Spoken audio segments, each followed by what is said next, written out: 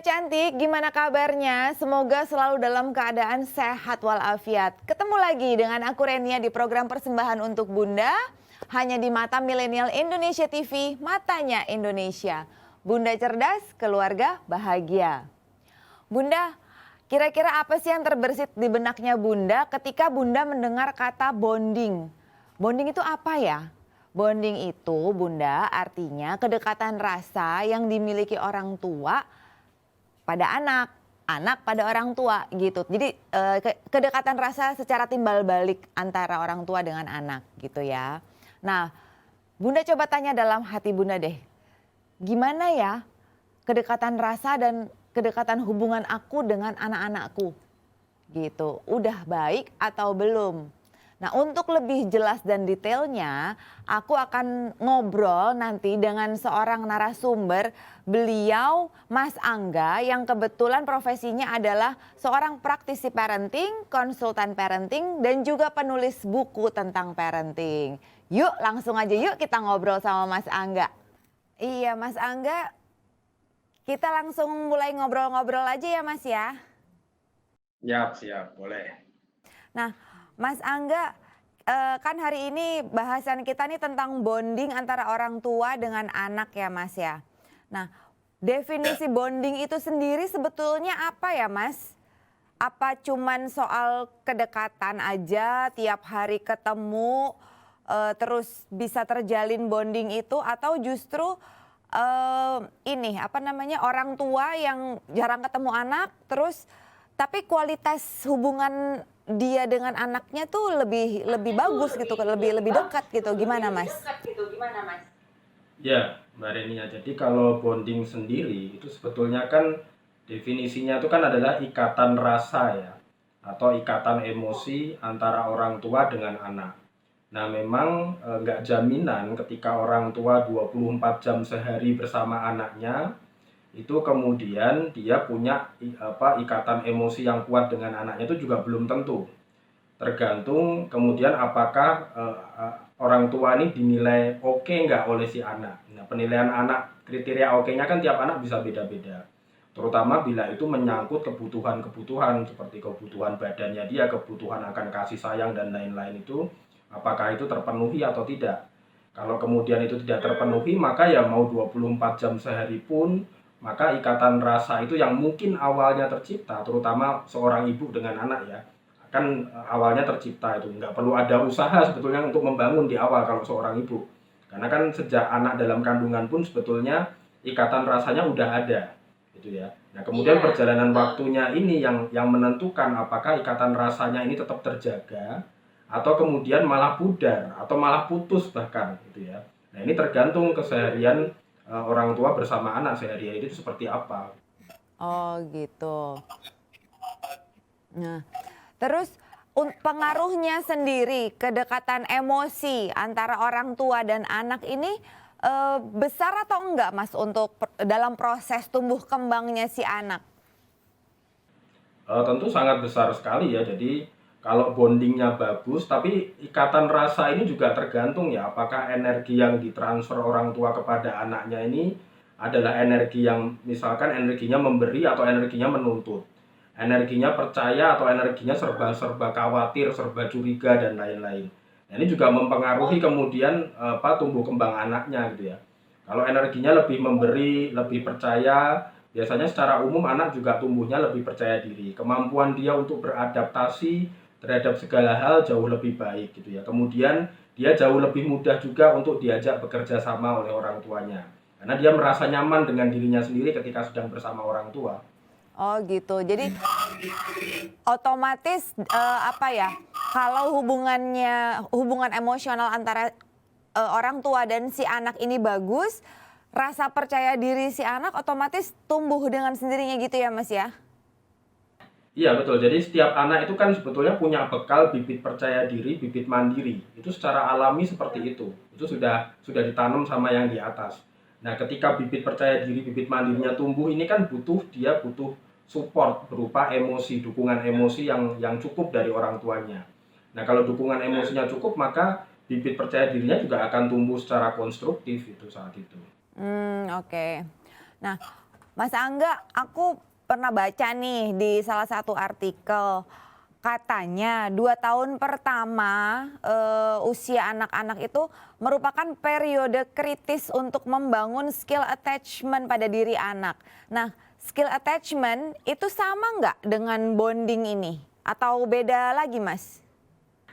Ya kalau bonding sendiri kan tadi ikatan emosi atau ikatan rasa itu sendiri ya. Kalau skill attachment itu ya kalau sebetulnya kalau di Indonesia kan jadi agak sulit karena itu kan skill keterampilan gitu ya, keterampilan nempel gimana gitu kan. Karena attachment sendiri kan kelekatan gitu ya. Jadi kalau di Indonesia kan jadi susah gitu ya. Ya pada intinya sebetulnya bonding yang bagus ini akan memberikan anak rasa aman, perasaan dicintai, perasaan diakui, perasaan diterima, perasaan dianggap penting gitu, yang membantu dia kemudian tumbuh dengan emosional yang lebih baik, yang konstruktif itu. Oh gitu.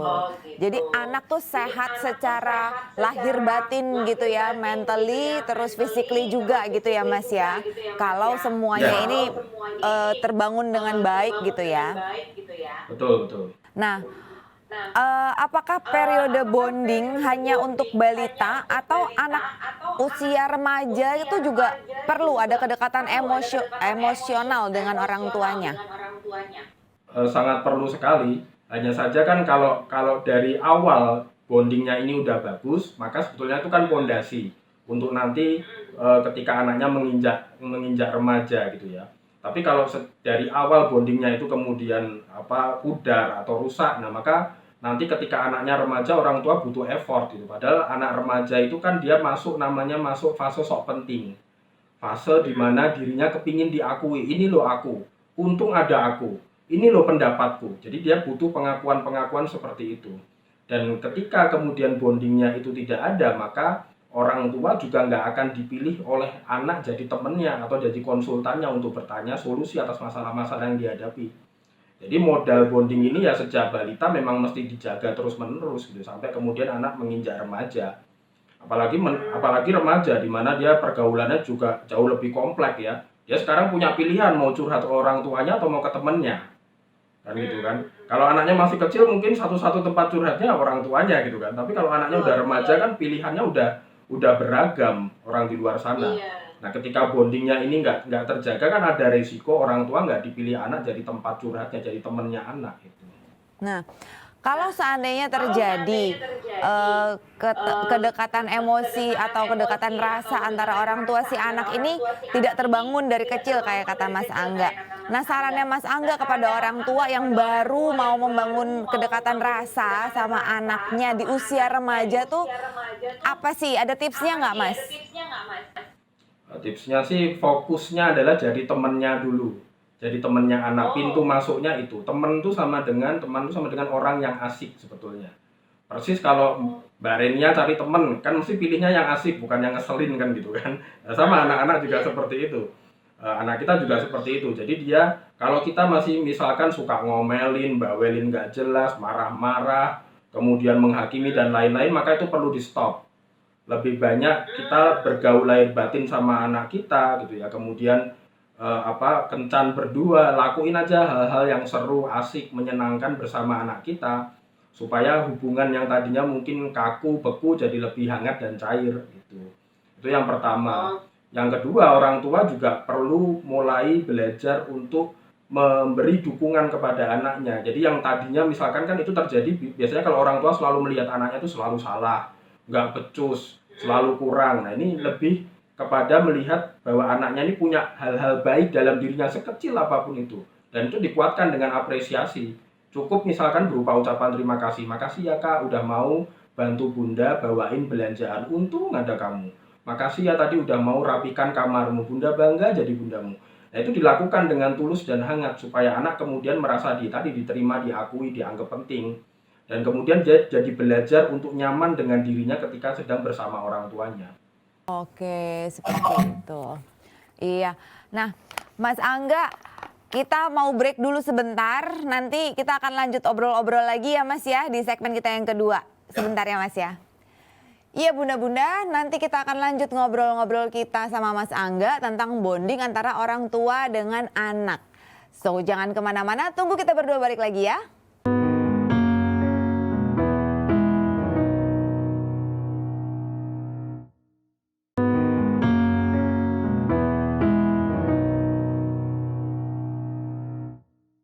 Nah, bunda-bunda, kita sampai aduh, aku belibet banget nih. Kita sampai deh akhirnya di segmen kita yang kedua, masih lanjut ngobrol-ngobrol tentang bonding hubungan antara anak dengan orang tua. Disimak baik-baik. Yuk lanjut ngobrol-ngobrol sama Mas Angga.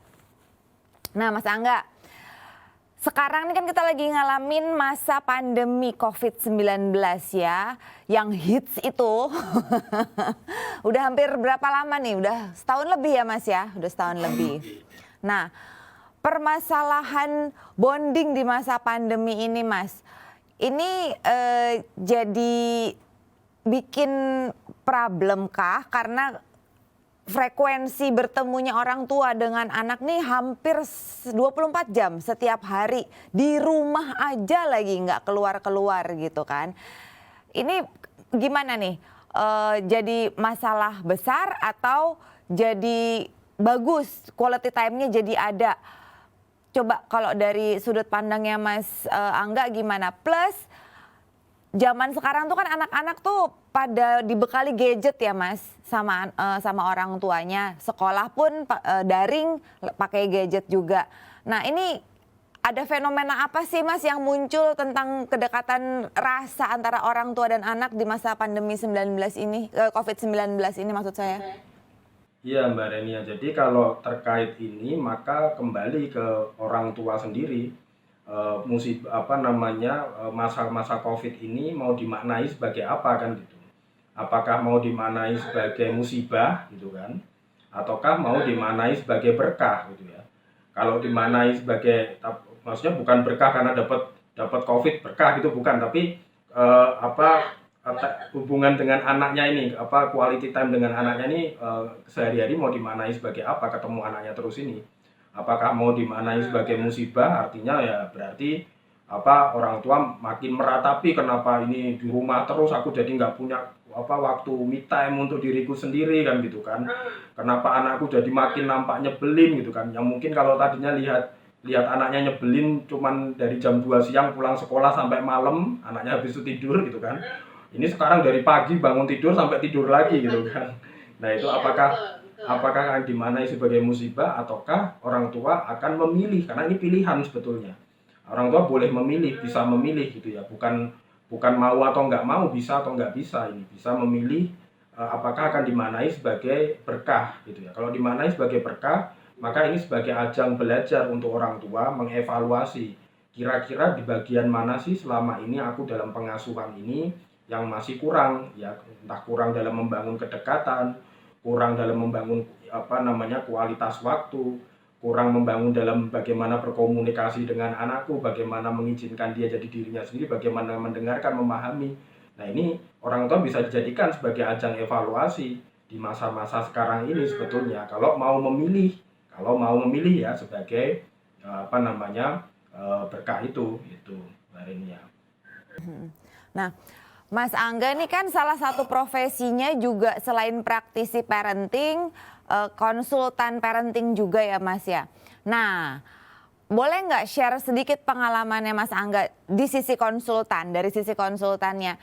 Apa sih curhatannya bunda-bunda atau ayahanda tercinta ini tentang masalah anak di masa COVID-19 ini Mas? Contoh kasus yang paling banyak apa? Di komunitas anak juga manusia ya, di IG terutama, terus di kelas-kelas parenting, konsultasi yang saya layani itu, memang rata-rata sih kalau misalkan terkait dengan COVID ini, yaitu yang pertama anaknya jadi susah disuruh belajar gitu kan. Yang tadinya belajar di sekolah itu semangat, sekarang karena sendirian di rumah belajarnya sambil buka aplikasi kelasnya sama gurunya sambil nonton YouTube misalkan, seperti itu gitu ya, sambil kameranya di offin gitu ya, ada yang seperti itu, atau ada malah yang nggak mau ikut sama sekali, itu ya banyak juga gitu ya. Kemudian orang tua banyak keluhan, jadi mudah emosi, jadi mudah terpancing emosi, karena tanpa sadar kan sebetulnya jatah liburnya jadi berkurang.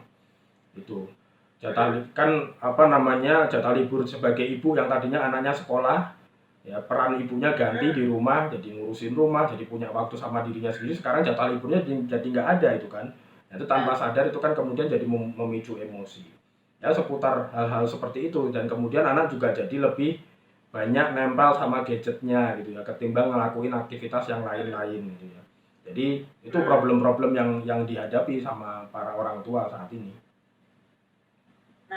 Terus itu kan curhatannya para orang tua nih Mas ya. Kebetulan viewers aku nih kan bunda-bunda juga nih. Nah, Mas Angga memberikan sarannya apa tuh? Kalau ada yang konsul kayak gitu, boleh dong di-share Mas. Jadi nanti viewers aku juga tahu. Yang pertama sih, jatah liburnya seorang ibu ini perlu punya dulu. Karena manusia tuh nggak ada yang sanggup jalani peran yang sama 24 jam sehari, 7 hari seminggu. Mesin aja butuh libur gitu ya. Apalagi kita manusia.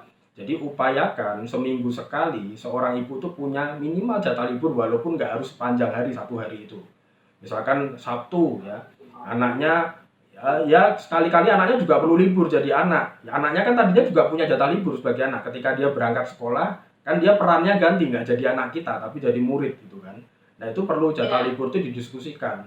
Kalau anaknya masih kecil mungkin bisa bisa bersepakat sama ayahnya gitu ya.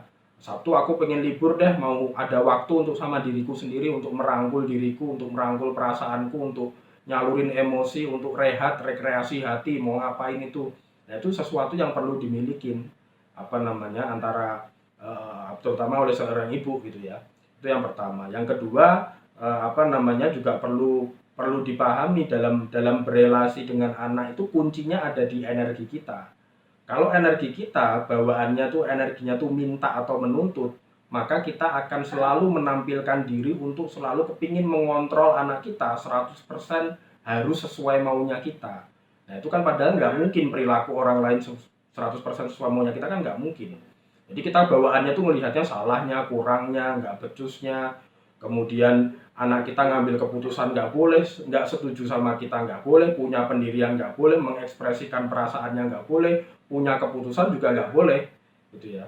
Jadi lebih baik energinya lebih banyak energi memberi, sehingga kita memposisikan diri itu lebih kepada sebagai pendamping, pembimbing atau pengelola anak kita ketimbang sebagai pengontrol. Itu Mbak Renia. Oh, oke. Jadi itu saran-sarannya Mas Angga yang Mas Angga berikan saat ada orang tua yang konsultasi gitu ya Mas ya. Nah Mas Angga nerima konsultasi ini juga nggak? Apa soal masalah karena COVID-19 tapi yang bermasalah nih ayah dan ibunya. Itu kan juga pengaruhnya ke parenting kan ya Mas ya. Banyak nggak yang akhirnya jadi kisruh juga pasangan suami istri karena ya problem pandemi COVID-19 nih, karena setahu aku nih angka perceraian juga jadi tinggi ya gara-gara pandemi ini. Karena saat COVID ini kan ini kondisi yang jauh dari ideal gitu ya. Baik dari segi mungkin pekerjaan yang akhirnya jadi berubah, kebiasaan rutinitas yang berubah, bahkan kemudian banyak juga orang tua yang harus cari mata pencaharian yang lain yang sebelumnya terganggu karena COVID. Nah, hal-hal ini memang kemudian jadi pemicu konflik biasanya antara pasangan suami istri gitu ya. Yang kebetulan di situ ada anaknya kan gitu kan. Nah, ini balik lagi nih, memang ini ujian berat. Apakah seseorang itu punya kesanggupan kecewa enggak? Dan punya kesanggupan bersepakat enggak? Karena inti dari sebuah relasi itu kan kesanggupan kecewa dan kesanggupan bersepakat dari masing-masing pihak yang terlibat dalam relasi itu. Karena kita perhatikan aja dalam sebuah relasi, kalau ada pihak yang belum sanggup kecewa, mesti kepinginnya apa-apa harus selalu sesuai maunya dia. Kemudian jadi cenderung overreaktif, agresif, atau impulsif gitu ya. Kalau dua-duanya belum sanggup kecewa ya akhirnya saling adu menang, saling maksa kan gitu. Nah kalau ada pihak-pihak yang belum sanggup bersepakat, selalu kepinginnya apa-apa memaksakan kepentingannya kepada pasangannya tanpa sanggup memahami kepentingan orang lain. Nah, kalau kedua belah pihak itu punya kesanggupan kecewa dan kesanggupan bersepakat, biasanya bisa memanage konflik ini jauh lebih oke, jauh lebih baik gitu ya. Konflik tetap ada, tapi cara mereka mengemas atau mengelola ini jauh lebih konstruktif ketimbang yang kemudian destruktif, berujung perpisahan, perceraian dan lain-lain. Gitu. Oke, gitu. Ya, Mas, kita harus break lagi nih sekali lagi. Nggak apa-apa ya Mas Angga ya. Nanti kita balik lagi bakal ngobrol-ngobrol lagi Mas. Oke Bunda-Bunda, nanti kita akan lanjut obrol-obrol kita sama Mas Angga tentang bonding hubungan antara orang tua dengan anak di segmen kita yang ketiga. Tapi sekarang kami mau break dulu. Bunda jangan kemana-mana, tunggu aku balik lagi ya.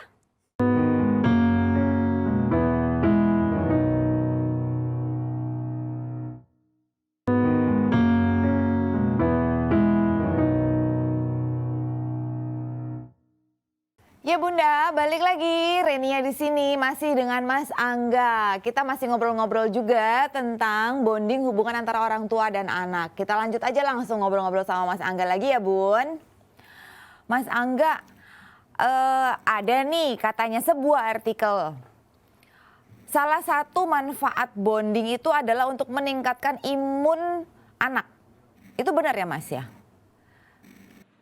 Iya, bisa benar ya, karena kan ketika bonding itu terjadi, anak merasa nyaman dengan dirinya ketika bersama orang tua, maka kan perasaan bahagia itu kan muncul gitu ya.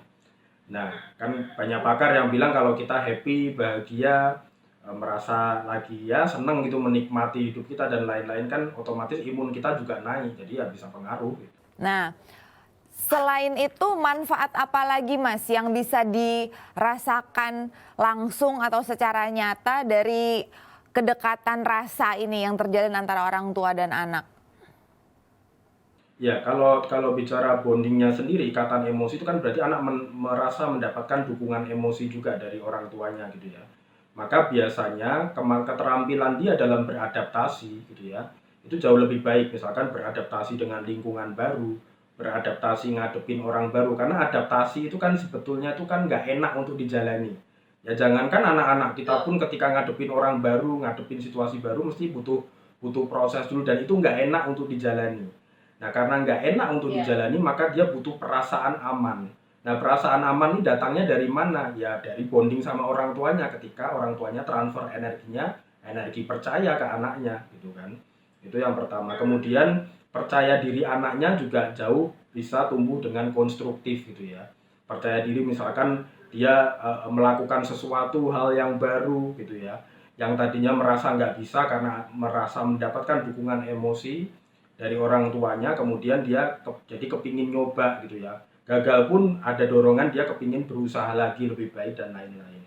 Jadi percaya dirinya juga tumbuh dengan baik. Kemudian juga kemandiriannya anak gitu ya, karena di periode fase sok gede di usia 2 sampai 6 tahun sampai 7 tahun itu bibit mandiri sama bibit percaya dirinya anak itu tumbuh secara alami sebetulnya.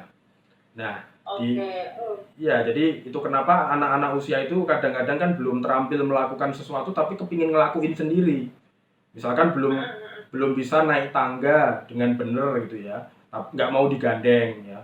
Belum bisa pakai sepatu dengan benar, kepinginnya pakai sendiri, kepingin pakai baju sendiri dan lain-lain. Itu tandanya punya bibit mandiri yang sedang tumbuh. Nah, ketika itu kemudian dapat ada bonding yang bagus ya, dia merasa dapat dukungan, dia juga akan melesat bibit percaya dirinya itu tumbuhnya.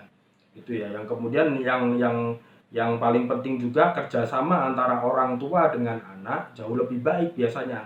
Anaknya jadi lebih mudah diajak bekerja sama karena anaknya merasa nyaman, merasa memaknai bahwa kerjasama sama orang tuaku itu sesuatu yang nikmat gitu ya.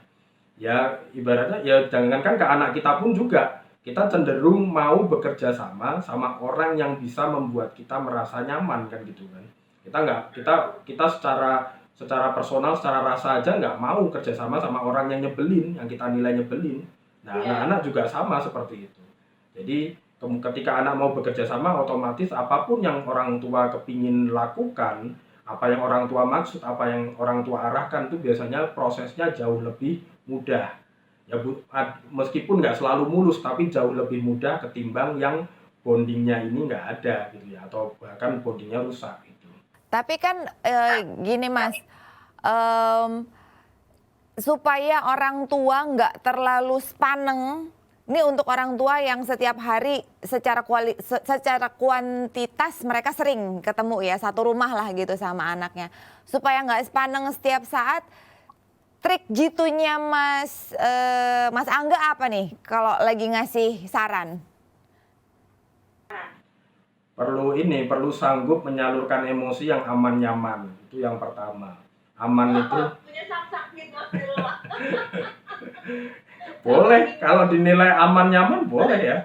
Jadi aman itu aman itu kriterianya nggak menyakiti orang lain, nggak menyakiti diri sendiri.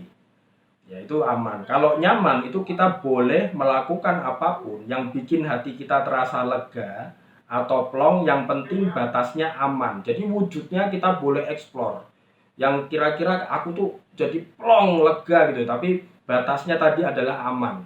Nah, nanti masing-masing kita perlu eksplor karena wujud nyamannya tiap manusia bisa beda-beda, tiap orang tua, karena nyaman itu kan soal rasa itu personal. Jadi masing-masing orang bisa beda. Jadi yang perlu coba-coba. Ya aku lakuin ini lega nggak? Nah nanti kalau udah lega kemudian aman nggak? Kita perlu nilai juga itu aman atau tidak. Kalau itu sudah ketemu aman nyamannya tinggal diulang-ulang. Itu yang pertama itu ya. Yang kedua perlu punya istirahat yang cukup. Jadi manusia tuh punya namanya kesejahteraan diri yang perlu diurus setiap hari. Yang pertama adalah istirahat yang cukup. Yang kedua adalah rehat. Rehat itu rekreasi hati. Nah ini dua hal ini. Iya, dua hal ini itu perlu diurus setiap hari gitu ya. Jadi ini kebutuhan kesejahteraan diri kita. Nah, ketika istirahat kita kurang biasanya cenderung sensi. Ketika rehat kita kurang cenderung emosional juga, mudah terpicu hal-hal sepele. Nah, ini yang perlu juga diurus sama orang tua. Jadi perlu punya istirahat yang cukup. Perlu waktu juga untuk rehat. Jadi kalau misalkan di hari itu aduh, aku rasanya nggak sanggup deh ngurusi kerjaan rumah plus ngurusi anak main segala macam, ya mesti pilih salah satu. Kadang-kadang kita nggak bisa serakah. Nah, Mas Angga ini kan kebetulan pria gitu ya. Mas, lebih banyak mana jumlahnya ibu-ibu atau bapak-bapak kah yang punya bonding lebih bagus sama anak-anaknya? Biasanya kalau di awal itu ibu, karena ibu itu secara alami tercipta nggak perlu susah payah membangun bonding. Ya, itu kenapa bayi dalam kandungan itu bisa merasakan getaran energi ibunya. Itu kenapa kan ibu kalau saat hamil disarankan untuk selalu bahagia, nggak boleh stres, nggak boleh tertekan dan lain-lain, karena bayi itu bisa merasakan getaran energi ibunya. Dan ketika lahir ya tercipta ikatan rasa itu. Nah kalau bapak-bapak itu butuh usaha, butuh effort ya untuk jadi orang yang asik gitu ya, orang yang nggak nyebelin gitu ya, yang bisa bergaul lahir batin sama anaknya. Baru kemudian ketika attachment-nya terjadi, baru kemudian bondingnya terasa, muncul gitu ya, baru ikatan emosinya muncul. Jadi yang tadinya hanya berinteraksi dari ayah kemudian berubah jadi sebuah relasi gitu ya. Nah itu seperti itu. Nah ini butuh keseimbangan gitu ya, karena banyak juga ibu-ibu yang kemudian karena mungkin juga support dari suaminya kurang, merasa sendirian, merasa kurang dukungan, mudah terpicu emosi, kemudian marah-marah ke anaknya, lalu ikatan rasanya ini jadi pudar ke anaknya. Ya, terhubung sama dirinya, apalagi terhubung sama anaknya kan. Aduh sedih, susah-susah gampang jadi orang tua zaman sekarang memang ya. Nah Mas terakhir nih, boleh dong kasih contoh kegiatan apa aja sih Mas yang bisa bisa dilakukan sama orang tua dengan anak untuk mencapai bonding time-nya ini? Bisa tercapai lah bonding time ini. Kalau kegiatannya itu nomor 2 ya, jadi boleh apa saja. Yang nomor 1 itu justru kita ketika melakukan sesuatu sama anak kita tuh sepenuh hati. Meskipun kadang kegiatannya nampak sepele nih, contoh waktu malam sebelum tidur pillow talk, ngobrol dari hati ke hati. Lalu di situ sambil kita apresiasi, makasih ya Kak, tadi makannya dihabisin.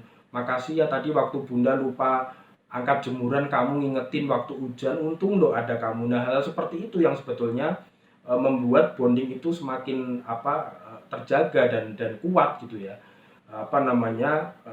Jadi lebih penting ke itunya ketimbang ke kegiatannya. Kalau kegiatannya apa saja sih bisa, asal kita lakukannya dengan sepenuh hati. Hadir hadir mind, body, and soul gitu ya. Jadi ya saat Ya, saat betul. bareng-bareng sama anak tuh betul-betul hadir di situ gitu ya. Jangan hanya Ya, fisiknya bergaul aja lahir batin gitu ya. sama anak. Oke deh. Nah, Mas Angga, habis deh sudah pertanyaan-pertanyaan aku, alhamdulillah. Semoga apa yang udah di-sharing sama Mas Angga jadi ilmu yang baru ya Mas Angga, dan jadi modal juga untuk bunda-bunda viewersnya program ini apa ya, berkaca terus introspeksi diri. Udah bener belum sih, udah ada ikatan rasa yang bagus belum sih antara aku sama anakku gitu ya Mas ya. Iya, betul. Terima kasih banyak Mas Angga untuk sharing ilmunya. Semoga bermanfaat untuk banyak orang tua di luar sana. Ya, terima kasih juga. Iya, sampai ketemu Mas Angga. Ya, sampai ketemu. Oke, bunda-bunda semuanya. Sampai juga kita di penghujung program persembahan untuk Bunda. Jadi, Bun, yang bisa aku simpulkan dari beberapa topik-topik yang pernah aku ini ya, yang pernah kita angkat nih di program persembahan untuk Bunda. Hubungan antara orang tua dengan anak, parenting terutama, kuncinya nih hanya hampir selalu 3 hal. Komunikasi yang baik antara orang tua dengan anak, rasa percaya dari anak kepada orang tuanya, begitu juga dari orang tua kepada anaknya, dan respect orang tua yang semestinya orang tua bisa berikan kepada anak itu. Dan berusahalah bunda-bunda jadi sahabat untuk anak-anak bunda-bunda semuanya. Nah, semoga apa yang udah di-share sama Mas Angga hari ini bisa jadi ilmu yang bermanfaat juga untuk bunda, suami, keluarga terdekat juga, dan teman-teman dekat bunda semuanya. Saatnya aku, Renia, dan tim program persembahan untuk Bunda undur diri. Sampai ketemu lagi di episode kita yang berikutnya dengan topik dan tema yang lebih menarik lagi. Hanya di Mata Milenial Indonesia TV, matanya Indonesia. Bunda cerdas, keluarga bahagia. Saya pamit dulu Bunda, see you, bye.